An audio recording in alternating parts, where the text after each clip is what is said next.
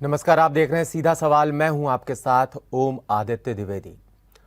योगी आदित्यनाथ सरकार ने अपने दूसरे कार्यकाल के पहले बजट में संकल्प पत्र के वादे पूरे करने की प्रतिबद्धता दिखाई है। योगी सरकार ने 6,15,000 करोड़ का बजट पेश किया। दरअसल योगी 2.0 सरकार ने अपने पहले बजट में संकल्प पत्र की 97 घोषणाओं को शामिल किया है। इन्हें अमली जामा पहनाने के लिए लगभग 55,000 करोड़ रुपए का प्रावधान बजट में किया गया है। वहीं सरकार ने ग्रामीण क्षेत्र और किसानों की बेहतरी के साथ साथ विकास को रफ्तार देने की दिशा में कदम बढ़ाया है। बता दें कि बजट समग्र विकास पर जोर देते हुए सभी वर्गों को खुश करने की कोशिश की गई है। स्वास्थ्य सेवाओं को मजबूत करने का भी ध्यान रखा गया है। बजट में इंफ्रास्ट्रक्चर डेवलपमेंट के नजरिए से सड़क नेटवर्क और एक्सप्रेस वे परियोजनाओं को रफ्तार देने की मंशा जताते हुए धनराशि का प्रावधान किया गया है।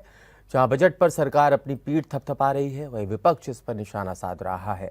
बता दें कि अखिलेश यादव ने बजट को बंटवारा करार दिया है।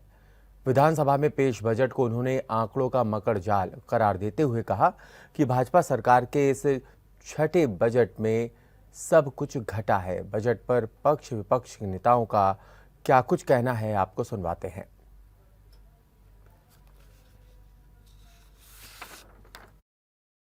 आतंकवादी गतिविधियों पर अंकुश लगाने के लिए एटीएस सेंटर देवबंद का निर्माण कार्य प्रगति पर है, जिसे शीघ्र पूर्ण किया जाएगा तथा मेरठ, बहराइच, कानपुर, आजमगढ़ व रामपुर में एटीएस सेंटर का निर्माण कराया जाएगा।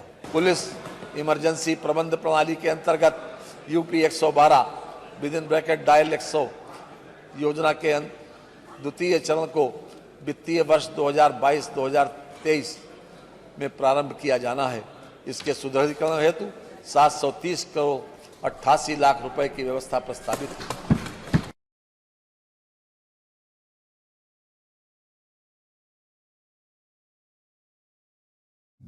हमारी सरकार ने अपना वर्ष 2022-23 का बजट आज विधानसभा में प्रस्तुत किया है। यह बजट प्रदेश की 25 करोड़ जनता की जनाकांक्षाओं की भावनाओं के अनुरूप प्रदेश के समग्र विकास को ध्यान में रख करके गांव, गरीब, किसान, नौजवान, महिलाएं, श्रमिक और समाज के प्रत्येक तबके को ध्यान में रख करके बनाया गया है। आदरणीय प्रधानमंत्री जी के नेतृत्व में, उनके मार्गदर्शन में लोक कल्याण संकल्प पत्र की भावनाओं के अनुरूप देश की सबसे बड़ी आबादी का राज्य उत्तर प्रदेश उन जन आकांक्षाओं की पूर्ति कर सके और समग्र विकास के लक्ष्य को प्राप्त करने में सहायक हो सके, इस दिशा से उत्तर प्रदेश सरकार का यह बजट 5 वर्षों का एक विजन भी है, जो प्रदेश के सर्वसमावेशी समग्र विकास के साथ साथ एक उज्जवल भविष्य की रूपरेखा भी तैयार करेगा।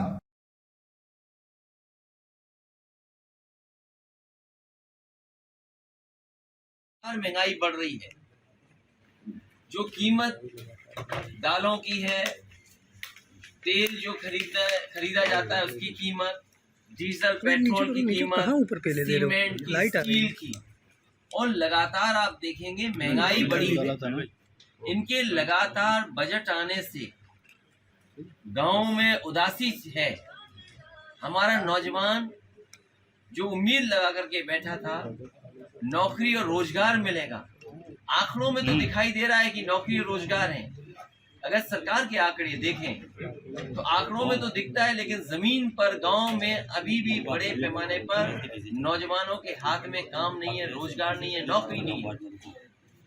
और फिर जिस तरीके से उत्तर प्रदेश को इंफ्रास्ट्रक्चर में या गरीब की मदद के लिए योजना चलानी चाहिए थी, वो सरकार नहीं चला पा रही है। अंसारी जो उनके पिता हैं, अंसारी जी समाज मुश्किलों से गुजरना पड़ रहा है, उस बात को क्या करें?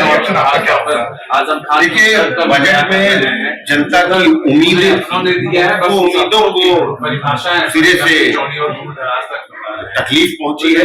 और मैं जिस क्षेत्र से आता हूँ, बुनकर बहुल क्षेत्र है, बुनकरों के लिए कुछ न कुछ इसमें प्रावधान होगा ऐसा कहा गया था, मगर पूरा देखने के बाद अभी तक कोई ऐसा प्रावधान मिला नहीं जिससे बुनकरों की भुखमरी के हालात को ठीक करने का। आगे अभी सदन की उम्र देखा जाए तो इसमें ना कोई नौजवानों के लिए कोई बजट में अच्छा या कुछ बातें हैं जो कि हर बजट में आती है, मगर एक ठोस मजबूत चीजें होनी चाहिए थी जिसमें कि नौजवानों का, किसानों का, महिलाओं का, बुनकरों का, इन लोगों के जो आज भुखमरी के हालात पहुंच गए उसके लिए कुछ वायदे तो बहुत किए कि 6 लाख सबसे अभी तक का सबसे बड़ा बजट बना रहे हैं। लेकिन पिछले बार वाला बजट भी सबसे बड़ा था, अब इस साल वाला भी सबसे बड़ा। तो पिछले बार भी बजट जब आया और जो हुआ उसमें कुछ नहीं हुआ, अब इस बार आया है। अब इस पर सारे विपक्षी दल अपनी अपनी बात रखेंगे, अपने सुझावों को रखेंगे, देखते हैं आगे क्या। 10 में से अगर आपको नंबर देना तो कितने नंबर देंगे? देखिए, नंबर मेरे ख्याल से आप अभी हमारे पार्टी के राष्ट्रीय अध्यक्ष से मिलकर आए हैं, उन्होंने नंबर दे दिया है, तो मैं उनके ही विचारों से सहमत हूँ। निश्चित तौर पर सबसे कहना है अब्बास अंसारी का कि निराशाजनक बजट है। जो बुनियादी सुविधाएं मिलनी थी, बुनियादी सुविधाएं अभी तक नहीं मिली है, इस बजट से भी निराशा हाथ लगी है। कैमरा के साथ राहुल श्रीवास्तव, JMD न्यूज़ लखनऊ।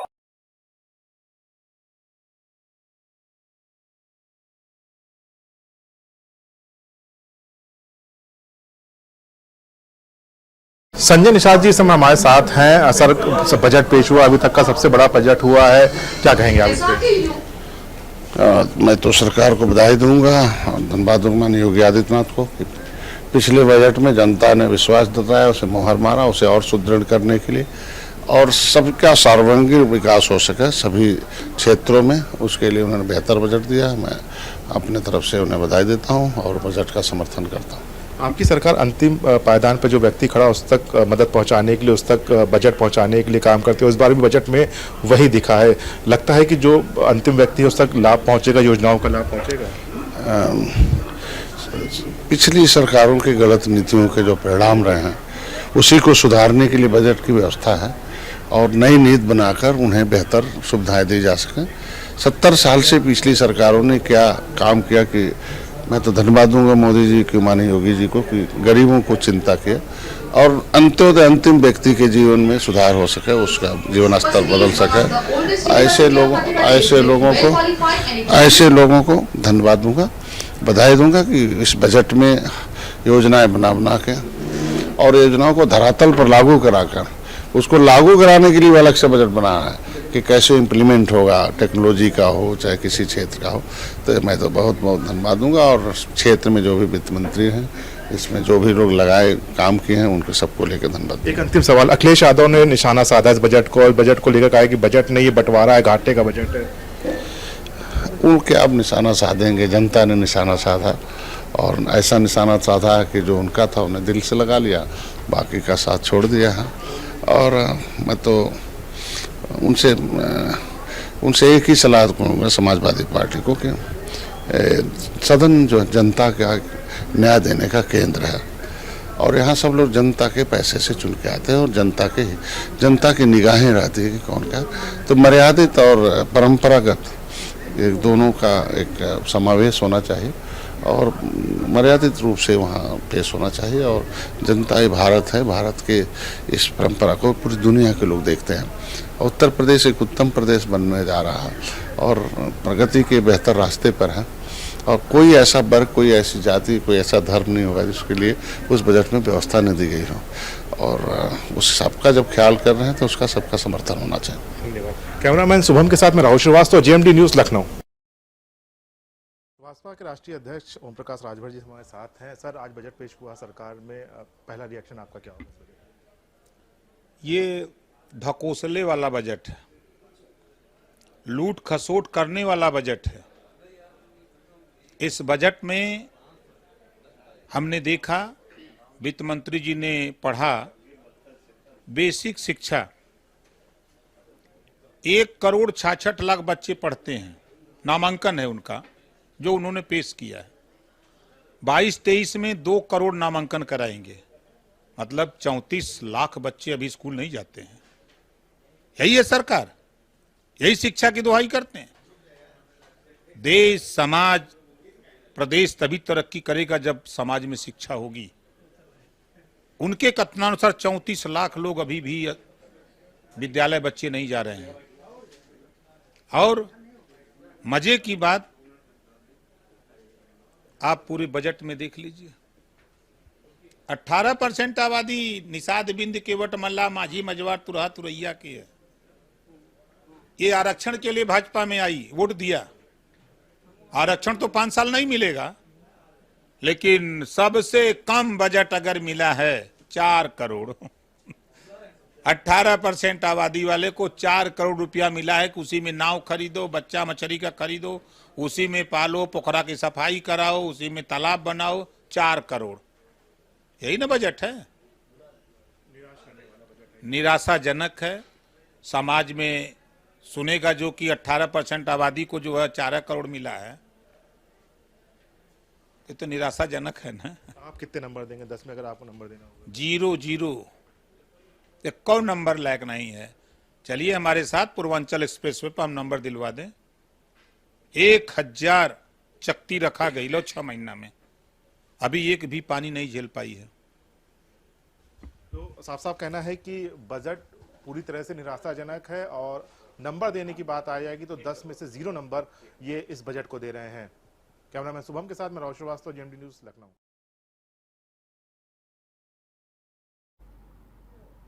तो बजट को कोई 10 में से 0 नंबर दे रहा है, कोई बजट को बंटवारा करार दे रहा है, कोई कह रहा है बजट जो है वो बेकार है, किसी काम का नहीं है और गरीबों का ध्यान नहीं रखा गया है। और इसी पर सीधा सवाल में चर्चा करने के लिए हमारे साथ खास मेहमानों का पैनल है।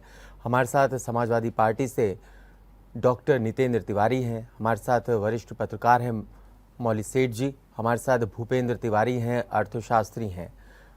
आप सभी का स्वागत है सीधा सवाल में। सबसे पहले मैं डॉक्टर नितेंद्र यादव जी के पास आऊँगा। डॉक्टर नितेंद्र, ये बंटवारा कहाँ से आ गया? ये बजट है, सबका ख्याल रखने की कोशिश की गई है, और 97 जो संकल्प पत्र में 130 वादे थे उसमें 97 को पूरा करने की बात कही गई है। सरकार अपनी पीठ थपथपा रही है, क्या कहेंगे आप? निश्चित रूप से देखिए, बजट में सरकार अपनी पीठ थपथपा रही है, और सिर्फ अपनी ही पीठ थपथपा रही है। इसमें निश्चित रूप से भारतीय जनता पार्टी चुनाव के पूर्व जो घोषणाएं करके आई है, उसमें किसानों को, नौजवानों को, युवाओं को पूरी तरीके से निराश किया गया है ना। कि हम जब बजट चुनाव से पहले चीज तो ये सरकार कोई नई सरकार नहीं है, ये कंटिन्यूटी की सरकार है, पुरानी सरकार है, और इसने पीछे जो काम किए हैं, जो वायदे किए थे, वही गुणगान इस बार कर रहे हैं। कि पहले कह रहे थे हमने 4.5 लाख युवाओं को रोजगार दिए हैं, उसके बड़े बड़े उन्होंने होर्डिंग, कटआउट पोस्टर लगवाए थे। इस बजट में भी इन्होंने उसी का दावा किया कि हम 4.5 लाख रोजगार, नौजवानों को रोजगार दे रहे हैं।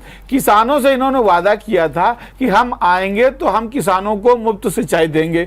इसमें किसानों के लिए कोई ऐसा प्रावधान नहीं है। क्या उनकी कीटनाशक दवाइयां, उनके बीज और उनको सिंचाई पे कोई राहत मिलनी चाहिए थी? ऐसा कुछ काम नहीं किया। किसानों के लिए जो यूरिया और एपी खाद होती है, जो सबसे ज्यादा उनकी बुआई में उपयोगी होती है, पिछले कार्यकाल में भी देखा कि पुलिस की लाठियां पड़ रही थी, वो लाइन लगा रहे थे और खाद नहीं मिल रही थी। इसके बाद उसके रेट बढ़ाए गए, और उसका जो वजन था 50 किलो की बोरी होती थी, उसमें 5 किलो की कटौती करके डबल मार करने का काम किया गया। सरकार वादा करके आई थी कि हम प्रतिव्यक्ति आय को दूना करेंगे, लेकिन दूना आय तो नहीं किया, बल्कि महंगाई को दूना कर दिया और आय आदि कर दी, यानी चौगुनी मार पड़ी है एक आम आदमी के जीवन पर। तो लगातार महंगाई बढ़ रही है, सरकार के पास महंगाई को कम करने की कोई योजना नहीं आई है। नौजवानों को रोजगार देने की कोई योजना नहीं है। ये 40,000 करोड़ का इन्वेस्टमेंट की बात बार बार कर रहे हैं। ये सरकार ने पिछले कार्यकाल में 2 बड़े इन्वेस्टर मीट करी। क्या मैं जानना चाहता हूं कि इस इन्वेस्टर मीट में उत्तर प्रदेश में किन किन उद्योगपतियों ने इन्वेस्टमेंट किया और कितना इन्वेस्टमेंट किया, तो उसके नाम पर रिजल्ट 0 है। किसी भी तरीके का कोई इन्वेस्टमेंट जब नहीं हुआ, जबकि उत्तर प्रदेश के अंदर 2 इन्वेस्टर मीट में हजारों करोड़ रुपए टैक्स पेयर का उस इन्वेस्टर मीट में बर्बाद करने का काम किया गया। ये कानून व्यवस्था की बात कर रहे थे, कानून व्यवस्था पूरी तरीके से फेल नजर आ रही। आज चारों तरफ लूट और हत्याएं, बलात्कार और थानों में बलात्कार हो रहे हैं, जिसकी पूरी सब साक्षी हैं। तो मेरा सिर्फ ये कहना है कि ये सरकार ने सिर्फ अपनी पीठ थपथपाने का काम किया है। किसानों को, नौजवानों को, महिलाओं को हर तरीके से इसमें निराश करने का काम किया गया है। ये बेरोजगारी की दर की बात कर रहे हैं, जो झूठा आंकड़ा है। मार्च 2017 में जब समाजवादी पार्टी का अंतिम कार्यकाल था और सहयोगी जी का पदार्पण हुआ था, तो बेरोजगारी दर 2.4 थी, जो बढ़कर के 4.8 पिछले काल में हो गई थी। ये उस पर भी झूठ बोल रहे हैं। जो जिस तरीके इन्होंने कहा हम बजट 6 करोड़ के ऊपर का बजट ये लेकर के आए, तो ये तो बजट की एक प्रक्रिया है कि जो बजट प्रस्तुत होता है वो हर बार बढ़ाकर पेश किया जाता है, परंपरा है। लेकिन जितनी महंगाई बढ़ी है और जिस तरीके से लोगों को जीएसटी और इस तरीके के टैक्सेस का भुगतान करना पड़ रहा है, सरकार की वसूली बढ़ी, उस रेशियो से देखा जाए तो एक पूरी तरीके से फ्लॉप बजट है। यह सरकार ने सिर्फ और सिर्फ अपनी पीठ थपथपाने का काम किया है। इन्होंने महिलाओं को वादा किया था हम आएंगे तो एक स्कूटी देंगे। क्या हुआ उस स्कूटी का? क्या बजट में कोई इस तरीके का प्रावधान है क्या? इन्होंने कहा था आम उपभोक्ता के लिए बिजली की कीमतें आधी करने की बात की थी। बिजली की कीमतें तो लगातार बढ़ी हुई हैं, बल्कि बिजली की सप्लाई आधी कर दी, तो इससे कि लोगों के ऊपर डबल मार पड़ रही है। तो जो वायदे करके भारतीय जनता पार्टी और योगी आदित्यनाथ जी की सरकार आई थी, उसने पूरी तरीके से आम गरीब, रेहड़ी पटरी के लोग हों, जो फुटपाथ पर ठेला लगाते हैं, और एक बात इन्होंने बहुत बड़ी कही थी जिसकी दम पर इनकी सरकार बनी थी, ये राशन की बात कर रहे थे। और उसी राशन कार्ड की बात पर इन्होंने जो घोषणा की कि हम 2 सिलेंडर मुफ्त देंगे, ये चीजें देंगे, सोयाबीन और तेल और खाद्यान्न सारे पर देंगे। लेकिन यहाँ फिर उन्होंने छलावा कर दिया, बात वहीं पर आके टिक गई। जैसे चुनाव के पूर्व इन्होंने वोट लेने के लिए तो राशन सबको वितरित कर दिया, और इसके बाद में राशन कार्ड को सत्यापन के नाम पर लोगों को डराना धमकाना शुरू कर दिया कि आप राशन कार्ड को सरेंडर कर दीजिए। अगर आपके पास पक्का मकान है, आपके पास टीवी है, आपके पास बाइक है, आपके पास स्मार्टफोन है, तो आप उस पात्रता की श्रेणी में नहीं आते हैं। मैं निश्चित रूप से इस बात को कहना चाहता हूं कि पात्रता और अपात्रता की बात होनी चाहिए। जो पात्र है उसको मिलना चाहिए। 3 तरीके के कार्ड हैं। एक कार्ड होता है एपीएल, एक कार्ड होता है बीपीएल, बिलो, एक होता है अंत्योदय। ये अंत्योदय को देने की बात कर रहे हैं। अंत्योदय यानी जो गरीबी रेखा से नीचे है वो तो बिलो है, जो उससे भी नीचे है, भुखमरी की स्थिति पर है वो। लेकिन पिछले 5 साल में सरकार भारतीय जनता पार्टी की थी। ये राशन कार्ड जो इशू किए, ये किसने किए? ये 5 वर्षों में सत्यापन क्यों नहीं हुआ? दूसरी एक चीज जो यहाँ बहुत महत्वपूर्ण प्रैक्टिकल है, जो प्रायोगिक जीवन में दिखाई पड़ती है, जो सरकार नहीं समझ पा रही है, क्योंकि सरकार की मंशा लोगों को राहत देने की नहीं है। कोरोना कार्यकाल के बाद लोगों का पलायन हुआ शहरों से गांवों की ओर। पिछली सरकारों में जो बहुत गरीब लोग थे, जनेश्वर मिश्रा योजना के तहत, लोहिया आवास योजना के तहत लोगों को आवास 2-2 लाख रुपए, 2.5 लाख रुपए के आवास दे दिए गए। उन्होंने पक्के कॉलोनी जैसे बन गई। इससे मतलब ये नहीं हो गया कि वो बहुत अमीर आदमी हो गया, क्योंकि पहले उसको आवास मिल गया था, लेकिन उसकी आमदनी नहीं बढ़ी, कोई आय के स्रोत नहीं बढ़ गए। वो गरीब था इसलिए उसको आवास दिया गया था। अब चूंकि उसके पास पक्का आवास हो गया है, इसलिए वो अपात्रता की श्रेणी में आ गया है, तो अब उसको तो मिलेगा नहीं सिलेंडर। तो ये सिलेंडर देने की बात तो कर रहे हैं, ऑयल रिफाइंड सबको देने की बात कर रहे हैं, लेकिन आम जो गरीब आदमी है ये उस तक पहुंचेगा नहीं। उसको डराया धमकाया जा रहा है। बल्कि जिन लोगों ने पिछले कार्यकाल में राशन ले लिया है, अब उनसे रिकवरी की बात सरकार कह रही है, सत्यापन के नाम पर कार्ड सरेंडर कराने की बात कर रही है, और 8 करोड़ कार्ड सरेंडर हो चुके हैं। तो इस तरीके से ये पूरी तरीके से गरीब और मजदूर, किसान विरोधी बजट रहा। इसमें कहीं किसान, गरीब और मजदूर का भला नहीं हो पाया। मौली सेठ का रुख करना चाहूंगा। मौली सेठ जी, ये बताइए महिला सुरक्षा की दृष्टि से उन्होंने 3 बटालियन का जिक्र कर दिया। लखनऊ, गोरखपुर, बदायूं में पीएसी की 3 महिला बटालियन बनेंगी। और भी उन्होंने कई पैसे का जिक्र किया है कि थानों में जिस तरीके से महिलाओं की वहाँ पर तैनाती की जाएगी, महिला सुरक्षा का जिक्र किया। और उन्होंने 2 सिलेंडर जिसका भी नितेंद्र जी भी जिक्र कर रहे थे कि होली और दिवाली, ठीक। उसके बाद वो आ जाते हैं टैबलेट पे, लगभग 1500 करोड़ रुपए वो खर्च कर रहे हैं उस पर कि टैबलेट और स्मार्टफोन देंगे।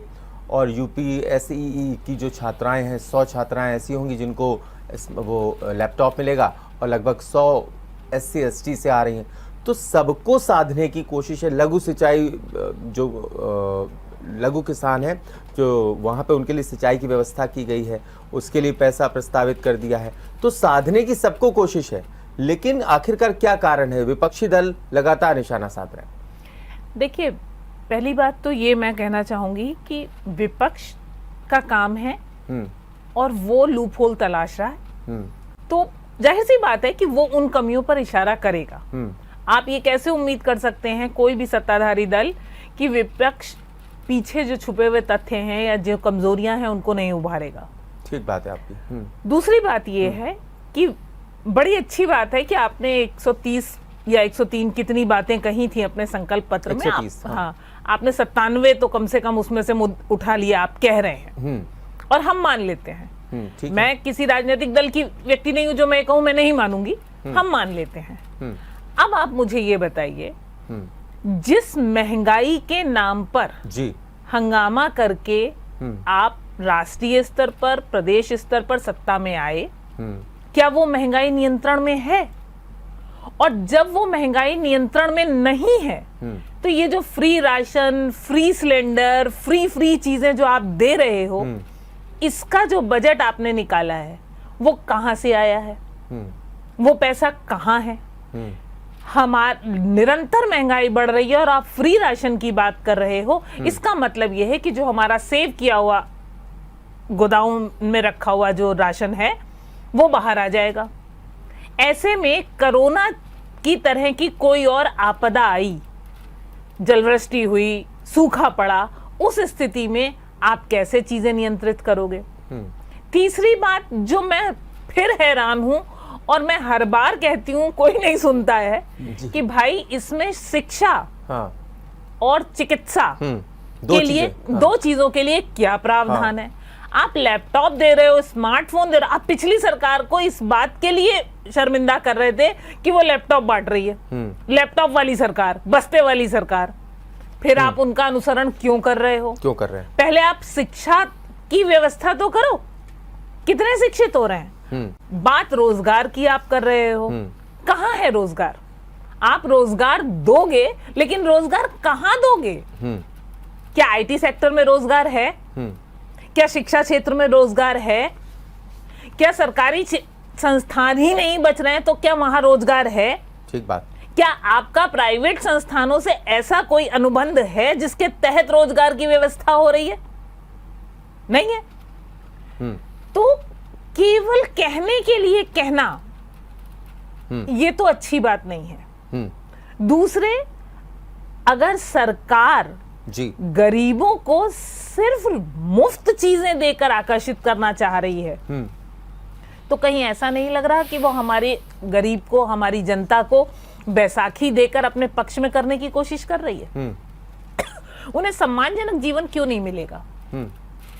ठीक बात है। वो कमाकर क्यों नहीं खाएंगे? ठीक बात है। रोजगार मुहैया कराना चाहिए, रोजगार मुहैया होना चाहिए, जो दिख नहीं रहा। दूसरे, सिलेंडर आप दे रहे हो, क्या 2 सिलेंडर होली दिवाली उसमें पूरा साल चला जाएगा? सिलेंडर, आज आपको मालूम है कि 1 सिलेंडर भरवाने में क्या हालत होती है? बाकी साल वो पेट पे पट्टी बांध के रहेंगे, खाना नहीं बनेगा। बिजली, आपके पास बिजली का कोटा है? इस समय बिजली की जो हालत है वो किसी से छुपी तो नहीं है। उसके लिए आपने क्या सोचा? ठीक बात। ठीक। प्रोफेसर भूपेंद्र तिवारी हमारे साथ हैं, अर्थशास्त्री, सीधा उनका रुख करते हैं। आप ये बताइए भूपेंद्र तिवारी जी, आपके लिहाज से ये जो बजट आज का आया है, ये अर्थव्यवस्था को कितना बल दे रहा है, कितना मजबूत कर रहा है, दूसरी चीज, इससे आम आदमी को कितना फायदा होते हुए आप देख रहे हैं, क्योंकि प्रस्ताव बहुत सारे हैं, पैसा बहुत सारा दिया जाएगा। एक योजना है निषाद राज बोट सब्सिडी योजना, इसमें 1 लाख तक की बोट पर 40% की सब्सिडी दी जाएगी, 60,000 रुपए में बोट आपको मिल जाएगी। ठीक है, योजनाएं बहुत अच्छी बात है, गरीबों के लिए काम कीजिए, लेकिन धरातल पर कितना आते हुए आप देख रहे हैं इसको? जी ओम जी, मेरी बात को अन्यथा न लीजिएगा। मैं मौली जी की बात को थोड़ा सा कंट्राडिक्ट करने जा रहा हूँ जी। अन्यथा नहीं लीजिएगा उसको। मैं सिर्फ एक अर्थशास्त्री होने के नाते से अपना अर्थशास्त्री दृष्टिकोण प्रस्तुत कर रहा हूँ जी। देखिए, महंगाई जो बढ़ रही है, आपको ये मालूम होगा कि थोक मूल्य सूचकांक पहली बार पूरे इतिहास में ऊपर है, यानी ज्यादा है, और खुदरा मूल्य सूचकांक कम है। इसका मतलब होता है कि खुदरा में सामान सस्ता मिल रहा है, थोक में सामान महंगा मिल रहा है। आप जबकि व्यक्तिगत लाइफ में देते होंगे, आप व्यवहारिक जीवन में होता है, खुदरा में सामान सस्ता मिलता है और थोक में सामान सस्ता मिलता है, खुदरा में महंगा मिलता है। लेकिन आज जस्ट अपोजिट हो रहा है। इसका मतलब ये है कि थोक में जो सामान आ रहा है, जिसका अंतर्राष्ट्रीय स्तर पर एक प्रभाव है, जिसका प्रभाव केवल कोरोना की वजह से नहीं, आज आपके रशिया यूक्रेन वार की वजह से भी है। इंपोर्टेड इन्फ्लेशन कहते हैं इसको, आप क्रूड ऑयल इन्फ्लेशन भी कह सकते हैं जी। इसलिए आपके हाथ में ये उतना ही है कि जितना आप तेल का कंजम्पशन कम कर लें, जितना इंपोर्टेड चीजों से आप अपनी निर्भरता हटा लें, उतना ही आपके नियंत्रण में आएगा। इससे ज्यादा आप नियंत्रित नहीं कर सकते, इससे ज्यादा आपके हाथ में कुछ भी नहीं है। ये मेरा दृष्टिकोण है, इससे आप मुकर नहीं सकते, इससे सरकार कुछ भी कर ले, कुछ नहीं हो सकता। अब आते हैं हम बजट पर। बिल्कुल सही है, बजट में जो नितिन भाई जी ने भी कहा था और जो लोगों ने कहा, मैं बता दूं आपको, ये चाहे जिसकी सरकार रही हो, हम उसके पहले सपा की सरकार की बात करते हैं, उसके पहले बसपा की बात करते हैं, सबकी बात, ये लोग मूविंग एवरेज की लेने की बात करते हैं। आप बताइए, आप कहते हो कि जो बेरोजगारी है वो 2.9% है। अरे यार, ये मजाक है, अर्थव्यवस्था के साथ मजाक है। 2.9% बेरोजगारी कैसे हो सकती है भाई? आपका ग्रेजुएट होता कितना आदमी है, कितना ग्रेजुएशन का परसेंटेज आप देख लीजिए, आपकी पॉपुलेशन ग्रोथ रेट देख लीजिए, और आपकी बेरोजगारी 2.9% है। हाँ, फिगर बहुत ज्यादा है। मूविंग एवरेज है। मूविंग एवरेज कहने का मतलब ये एक्चुअल पिक्चर डिपिक्ट नहीं करता। बेरोजगारी इससे बहुत ज्यादा है। हाँ जी, बिल्कुल, बहुत ही ज्यादा है। बिल्कुल। आप इस आंकड़ों की, पहले बेरोजगारी की परिभाषा आप बदलिए, परिभाषा बदलने की जरूरत है। यहाँ पर एक्चुअल पोजीशन जब तक नहीं करेंगे तब तक आप प्लान ही नहीं बताएंगे। जब आपको बेरोजगारी दिख ही नहीं रही तो उसके लिए प्लान कहाँ से आएगा? तो ये केवल कह देने से कि हम जो मंडल स्तर पर जो हम अभ्युदय कोचिंग योजना चला रहे थे युवाओं के लिए, बेरोजगारी दूर करने के लिए, आप उसको हम जिला लेवल पर ला दिए।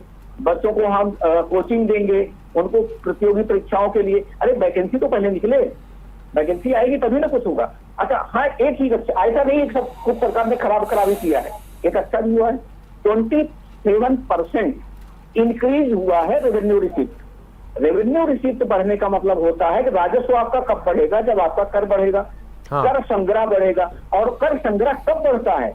जब आपके यहाँ प्रोडक्शन बढ़ेगा, सेल्स बढ़ेगी, इकोनॉमिक एक्टिविटीज बढ़ेगी, तभी तो व्यापारी कर देगा, तभी तो लोग टैक्स रिटर्न फाइल करेंगे, तभी तो आपको टैक्स देंगे। तो इसका मतलब है कि आपके यहाँ इकोनॉमिक एक्टिविटीज बढ़ी है, ये अब से शो कर रहा है, तभी आपका 27% रेवेन्यू रिसीप्ट बढ़ा है। दूसरी चीज, फिस्कल डेफिसिट पर आ जाइए। फिस्कल डेफिसिट जो पिछले बजट में था वो था 5% का टारगेट था, 2.7% का टारगेट था, 5% के आसपास था। अब की बार वो फिस्कल डेफिसिट आपका 3.01% का टारगेट पर है। इसका मतलब है कि अब हमारी जो कर्ज लेकर के विकास करने की एक टेंडेंसी बनी हुई थी, यानी जो हमारा सकल घरेलू राजस्व उत्पाद का हम जो 28.8% कर्ज पर जी रहे हैं, आप याद करिए 28.8% आप टोटल जीएसडीपी जी, हम कर्ज पर डिपेंडेंट हैं, वो हमारा डिपेंडेंसी घटी है, कम हुई है। हाँ, कम हुई है। हाँ। हम ये कहना चाह रहे हैं कि कम हुई है। अब जो तीसरी बात, चौथी बात जो कहने जा रहे थे कि हर व्यक्ति कह रहा है कि ये ऐतिहासिक बजट है। बजट की प्रक्रिया ही ऐसी होती है हर बार आप पिछले से देखिए, उसके 4-5 साल पहले से चलते आइए, हर बार 10%, 12% इस बार 11.06% बढ़ा है जी। हाँ, कई बार कोरोना काल में 6%, तो हमेशा बजट बढ़ा करके ही, क्योंकि अगर आपको ग्रोथ करना है तो बजट इंक्रीज करके ही पेश किया जाता है जी। तो ऐतिहासिक बजट तो हर बार होगा, आपकी बार का जो बजट है उससे अगले का बजट और ऐतिहासिक होगा, उससे आगे का बजट, क्योंकि जब आप कह रहे हो कि हम $1 ट्रिलियन इकोनॉमी की तरफ मूव कर रहे हैं, $1 ट्रिलियन, एक चीज बड़े मजे की बात है कि पूरे बजट में सरकार ने एक चीज गोल कर दिया, ग्रोथ रेट की बात आप बता दीजिए, कहीं पर कोई मेंशन कर रहा हो कि ग्रोथ रेट कितना है, परसेंट ग्रोथ रेट कितना है, कहीं नहीं लिखा है। आप आंकड़े गूगल पर सर्च करेंगे तो आपको मिलेगा 2017 से 21 तक का एवरेज ग्रोथ रेट 1.9% है। आपको ये नहीं मिलेगा 2020-21 का ग्रोथ रेट कितना है, आप इंडिया का ढूंढिए मिल जाएगा, आप यूपी का ढूंढिए, आपको कभी नहीं मिलेगा कि 2021-22 का ग्रोथ रेट क्या है, 22-23 का ग्रोथ रेट क्या है, 20-21 का ग्रोथ रेट क्या है, 19-20 का ग्रोथ रेट क्या है, ऐसा ग्रोथ रेट कहीं नहीं मिल रहा है आपको। ये पोर्शन, हाँ, एग्रीकल्चर पर ग्रोथ रेट, एग्रीकल्चर एक ऐसा सेक्टर था जिसको साधने की कोशिश किया जा रहा था और कहा गया कि हम ग्रोथ रेट को 5.1% पर रखेंगे। बड़ी अच्छी बात है, कोरोना काल में एग्रीकल्चर सेक्टर ही एक ऐसा था जिसने सबको सहारा दिया। लेकिन एक चीज हमें यह भी नहीं भूलना चाहिए कि हमारे टोटल इस स्टेट की इकोनॉमी में केवल और केवल 23% एग्रीकल्चर सेक्टर कंट्रीब्यूट कर रहा है, जो नेशनल लेवल के 2% से कम है। इंडस्ट्री 57% कंट्रीब्यूट कर रहा है और सर्विस सेक्टर 50% कंट्रीब्यूट कर रहा है, जबकि टोटल इकोनॉमी में 57% सर्विस सेक्टर कंट्रीब्यूट कर रहा है। कहा तो ये जाता है कि इकोनॉमिक पॉइंट ऑफ व्यू से कि सर्विस सेक्टर अगर ज्यादा ग्रोथ कर रहा है, कंट्रीब्यूट कर रहा है, तो इकोनॉमी के लिए अच्छा माना जाता है। लेकिन आज भी हम कह रहे हैं कि सर्विस सेक्टर, अगर कोरोना जैसी कोई महामारी आ जाती है, इस तरह की कोई दिक्कतें आ जाती हैं, धड़ाम हो जाता है, आपका सर्विस सेक्टर धराशायी हो जाता है और ऐसे में आपकी इकोनॉमी बहुत साइड में इफेक्ट करती है। बिल्कुल। तो अगर इकोनॉमी को साउंड रखना है जी, तो आप एग्रीकल्चर सेक्टर पर निर्भरता घटाइए, इंडस्ट्रियल सेक्टर को बढ़ाइए।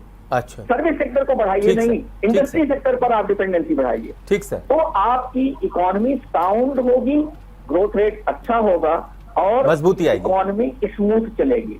ठीक सर, ठीक। नितेंद्र जी आपके पास आना चाहूंगा। नितेंद्र जी ये बताइए, साफ तौर पे उन्होंने कह दिया है कि एक परिवार को हमने वादा किया था रोजगार का या फिर स्वरोजगार का, उसके लिए सर्वेक्षण का जिक्र कर दिया है साफ तौर पे।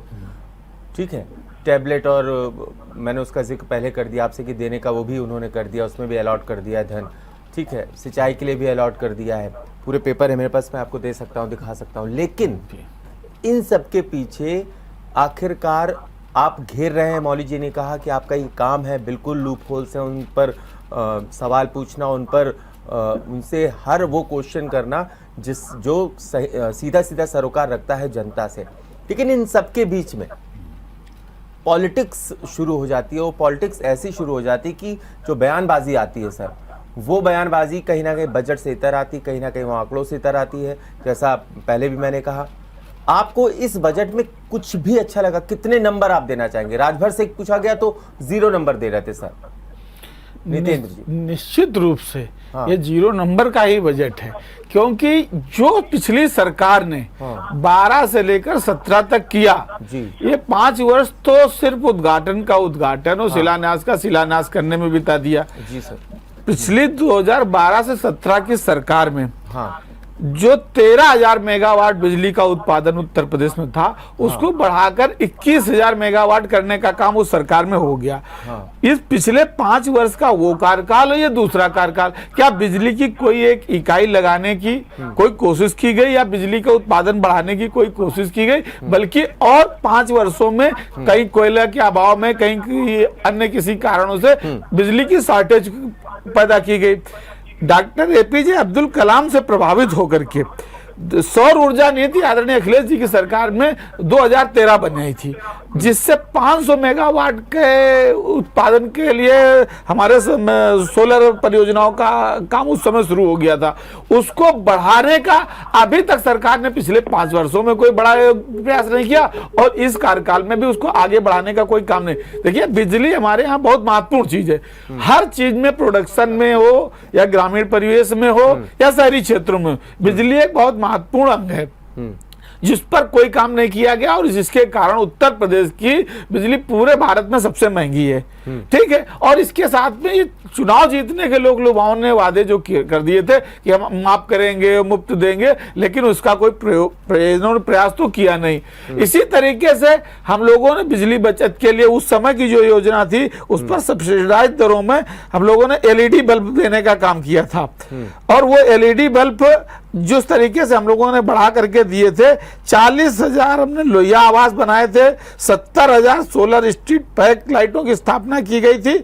आज उसको कभी आगे बढ़ाने का इन्होंने काम ही नहीं किया।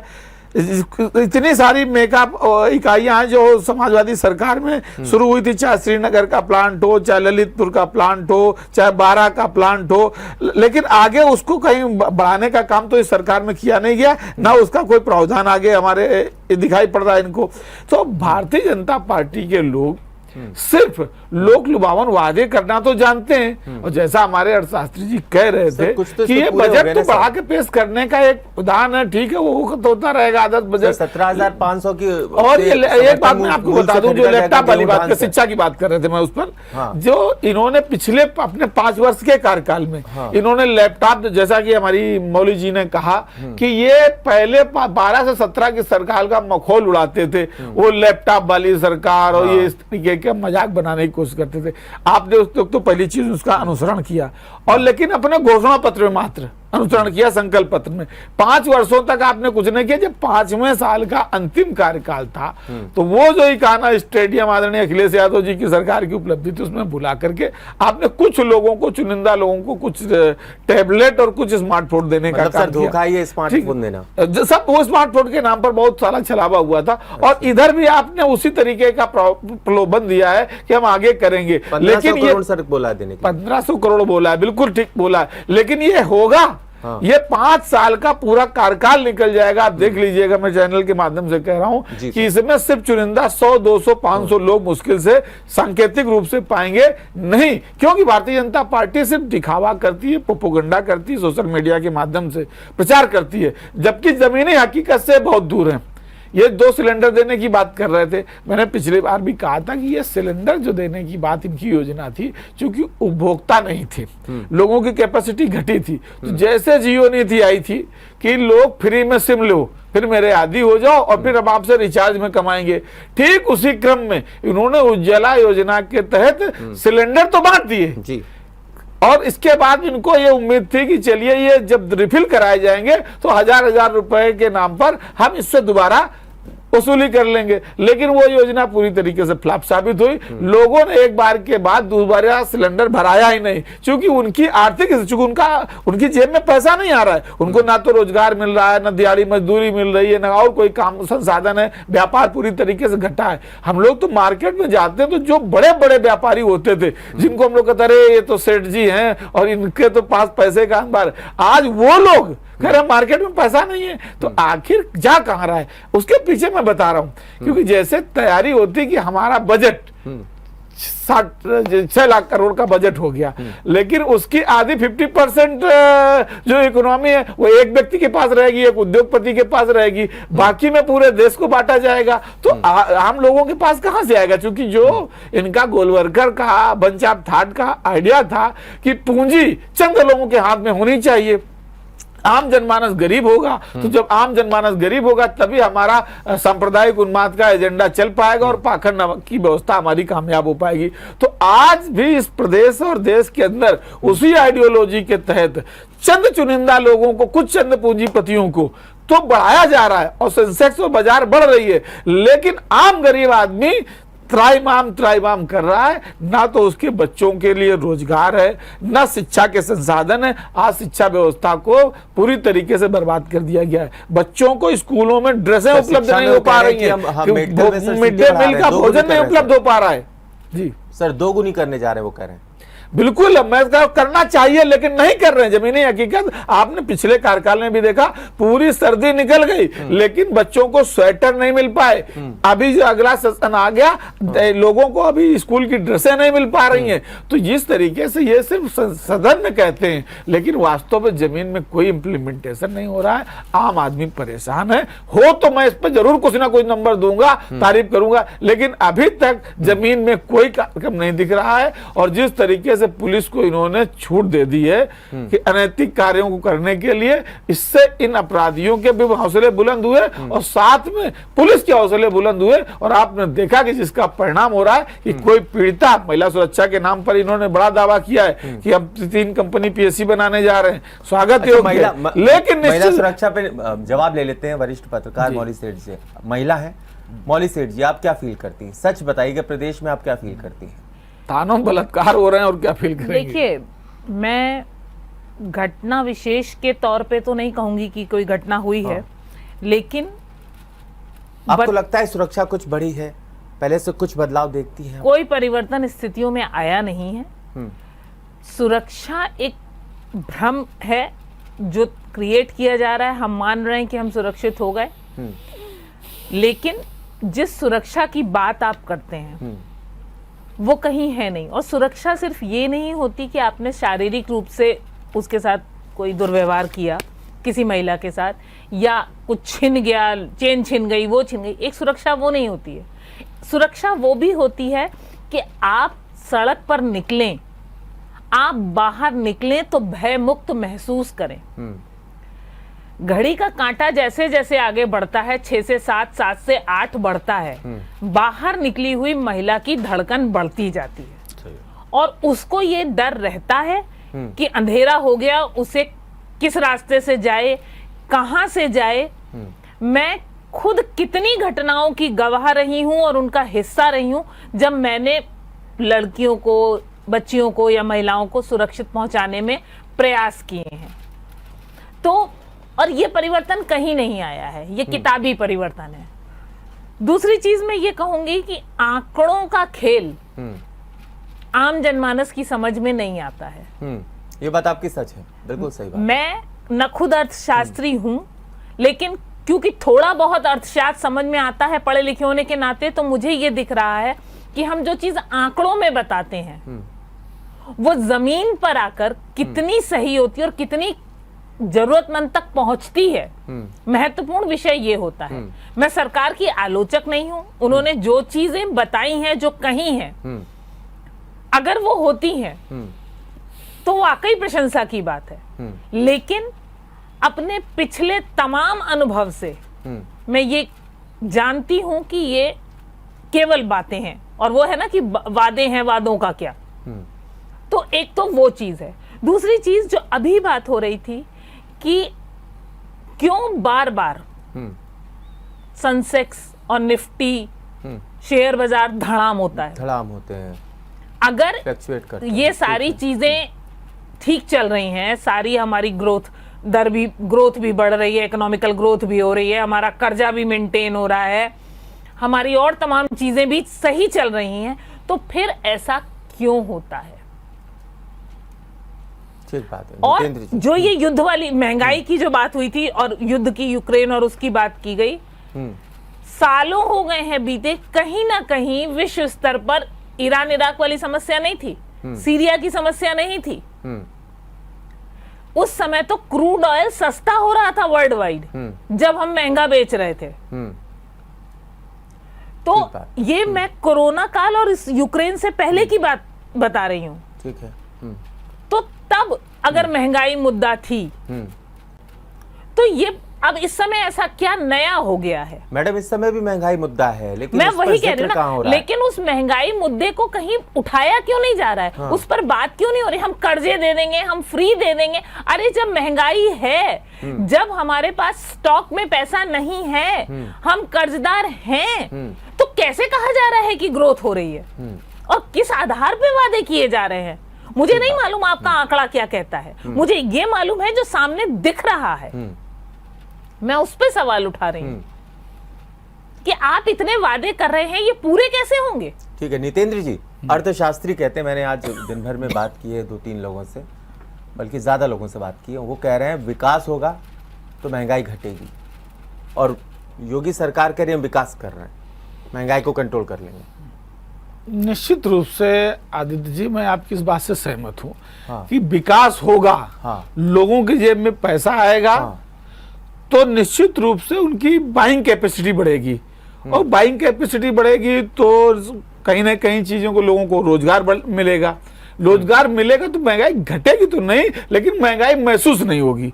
महंगाई घटती नहीं है, बाइंग कैपेसिटी में इनकम बढ़ जानी चाहिए। जिस तरीके से सैलरी पे ही गवर्नमेंट एम्प्लॉय के लोग होते हैं, तो प्रति वर्ष उनका डीए बढ़ता है और ये महंगाई भत्ता बढ़ता है। तो यानी कि महंगाई कंटिन्यूटी का एक हिस्सा है कि मैंने एक आंकड़ा पढ़ा था कि 1920 में जो वैल्यू 1 रुपए की थी, 1940 में वो वैल्यू 10 रुपए की हुई, 1960 में वो वैल्यू 100 रुपए की हो गई, 1980 में वो वैल्यू 1000 रुपए की हो गई, 2000 में वो वैल्यू 10,000 में कन्वर्ट हो गई, और 2020 आते आते वो लाख रुपए में हुई। यानी कि इन पिछले 100 सालों में 1920 से लेकर 2020 तक महंगाई लाख गुना में हो गई। जो 1 रुपए की वैल्यू होती थी वो आज 1 लाख रुपए की वैल्यू हो गई। तो इसका मतलब है कि महंगाई कंटिन्यूटी का एक हिस्सा हो गई है, लेकिन लोगों की उसके बाद बाइंग कैपेसिटी बढ़ी, इनकम बढ़ी। सरकार कह रही है हमने बजट ऐसा पेश किया है कि विकास के लिए, विकास को धार देगा। बिल्कुल, मैं कह रहा हूं कि अगर ऐसा होता तो जरूर था, लेकिन ये बजट सिर्फ कागजी बजट है, ऐसा नहीं होने जा रहा। पिछले 5 साल का इनका रिकॉर्ड बता रहा है, और अगर ऐसा होगा तो हम लोग बैठेंगे और फिर इसकी तारीफ भी करेंगे। उनकी हमारी ये कतई मंशा नहीं है विपक्ष होने के नाते मैं लगातार आलोचना करूं। अगर सरकार का कोई कदम सराहनीय और जन कल्याण के लिए है तो निश्चित रूप से उसकी तारीफ होनी चाहिए। लेकिन मैं पूछता हूं, ये जो सरकार की मंशा है गरीब कल्याण की, ये रेहड़ी पटरी वाले लोगों को उजाड़ा जा रहा है, क्या उनके लिए कोई वैकल्पिक व्यवस्था की गई? क्या लोगों को सड़क से खदेड़ दिया जा रहा है? लोन दिया उनको और लोन देते रहेंगे उनको। देखिए, ये लोन के नाम पर टोटल झूठा, और जिनके अपने आईडी नहीं है, जिनके अपने घर नहीं है, जिनका जो बड़े बड़े इंडस्ट्रियलिस्ट हैं वो तो बैंकों के चक्कर लगाते लगाते थक जाते। आपने देखा कि 20,000 करोड़ का एक पैकेज आया था मोदी जी के कोविड काल में कि हम 20 लाख करोड़ का कि 20 लाख करोड़ हम दे रहे हैं। लेकिन क्या हुआ उस योजना का, जरा कानपुर में आप गिन करके उंगलियों में बताएंगे कि कितने लोगों को वो मिला था? वो 20 लाख करोड़ उसी में जोड़ दिया गया था। उसमें पता चला कि 10 लाख करोड़ रुपए एक व्यक्ति को मिल गया, 5 लाख करोड़ एक मिल गया, और बचे 5 लाख करोड़ में कुछ चंद 100-200 500 लोगों को जिले वाइज में चिन्हित करके इंडस्ट्रियलिस्ट को दे दिया गया। वो था आम गरीब आदमी के पुनर्वास के लिए कि हम उसको फिर से अपने को रोजगार की तरफ बढ़ाएंगे, जो कोरोना काल में पलायन करके आए थे। बताइए जरा, गांव में जो पलायन करके लोग शहरों से लौट करके आए, अगर मैं दावा कर सकता हूं कि आज भाजपा के प्रवक्ता है नहीं, मैं उनसे नाम पूछ लेता तो वो 10 नाम नहीं बता सकते थे टीवी में बैठ करके कि हमने इन 10 लोगों, गरीब लोगों को, इस हम लोग गाँव के लोगों का नाम दिया है। और आपने देखा कि जिस तरीके से लाभार्थी के नाम पर झूठी फोटो अखबारों में छापी गई, जब उस महिला से पूछा गया कि आपको आवास मिला, कह रही हुए तो झोपड़ी में रह रही हूँ। आपने विकास के नाम पर कभी अमेरिका के आप फोटो लगा रहे हैं, कभी कलकत्ता का फ्लाईओवर लगा रहे हैं। तो इस तरीके एक सवाल जरूरी है, इसलिए पूछ रहा हूं आपसे। कोरोना काल जिस तरीके से रहा 2 से 2.5 साल लगभग जी, आज जब बात की गई, जिक्र हो रहा है कि कोरोना काल के बाद अब विकास जो है वो आगे बढ़ेगा इस बजट के साथ, क्या कहती हैं आप? 30 सेकंड, बहुत जल्दी, वक्त कम। बहुत छोटी सी बात, आप सब कुछ दे रहे हैं। बिल्कुल सही बात नितिन जी ने जो पूछी, मैं भी वही कह रही हूँ कि बाइंग पावर तो है नहीं, क्योंकि नौकरियां नहीं है, तो बाइंग पावर कहाँ से आएगी? पैसा ही नहीं हाथ में, पैसा ही नहीं है हाथ में। अब आप मुझे बताइए, गर्मियां चल रही हैं, जल स्तर लगातार घट रहा है। बिल्कुल। आपकी योजना में जल स्तर को ऊपर लाने के लिए, वाटर हार्वेस्टिंग के लिए क्या प्लान है? एक तो ये बता दीजिए। इस गर्मी में गरीब आदमी पानी में नींबू निचोड़ के पी लेता है, उसकी औकात है नींबू खरीदने की? 15 रुपए नींबू। मैं सामान्य सी बात पूछ रही हूँ, ये मैं एक महिला हूँ, घर चलाती हूँ, राशन लाती हूँ, इसलिए मैं जानती हूँ। ठीक है मैडम। तो ये काल्पनिक बातें ना होकर अगर जमीनी स्तर पे कुछ बताएं कि कैसे हम या तो बाइंग पावर बढ़ा दें या दाम नीचे ले आए, 2 में से कुछ तो करें। बिल्कुल बिल्कुल ठीक है मौली सेठ जी, आपका शुक्रिया हमसे जुड़ने के लिए। डॉक्टर नितेंद्र यादव जी, आपका भी शुक्रिया हमसे जुड़ने के लिए। तो कुल मिलाकर के जो बजट है, सरकार अपनी पीठ थपथपा रही है, वहीं विपक्ष निशाना साध रहा है, साफ तौर पे कह रहा है ये बंटवारे का बजट है, साफ तौर पे कह रहा है ये मकर जाल है आंकड़ों का, इसमें फंसाया जा रहा है। लेकिन दूसरी तरफ सरकार कह रही कि हमने 97 जो वादे थे, 130 में से 97 वादे इस बजट में पूरे कर दिए हो। ये 5 साल का विज़न है हमारा। देखना होगा कि आखिरकार ये बजट अब किस तरीके से, किस ओर इसकी दिशा जाती है और इसकी क्या दशा होती है, भविष्य मालूम चल जाएगा। फिलहाल सीधा सवाल में इतना ही। आप देखते रहिए GMD न्यूज़। अगर आपको हमारा वीडियो पसंद आया हो तो हमें लाइक करें, सब्सक्राइब करें और ज्यादा से ज्यादा शेयर करें। और हाँ, बेल आइकॉन दबाना ना भूलें ताकि हर खबर का अपडेट आप तक पहुंचे तुरंत। आप हमें इंस्टा, ट्विटर और फेसबुक पर भी फॉलो कर सकते हैं। हमारी ID है @GMD News Flash।